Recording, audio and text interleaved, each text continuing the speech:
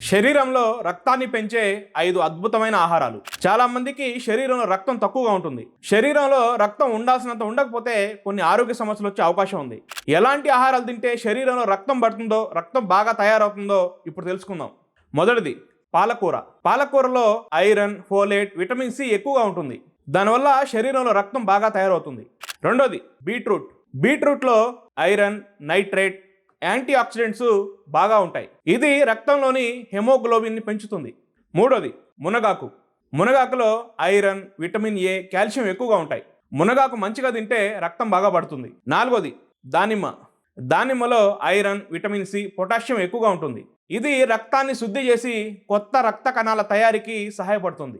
ఐదోది ఖర్జూరం, డేట్స్. ఖర్జూరం డేట్స్లో ఐరన్, మెగ్నీషియం ఎక్కువగా ఉంటాయి. ఇది హెమోగ్లోబిన్ని పెంచడంలో సహాయపడుతుంది. అదేవిధంగా sweet potato, pumpkin seeds, sunflower seeds, అరటిపండు, వీటి ద్వారా ఎక్కువగా రక్తం పడుతుంది. మన శరీరంలో హెమోగ్లోబిన్ లెవెల్స్ బాగుంటేనే మన ఆరోగ్యం బాగుంటుంది.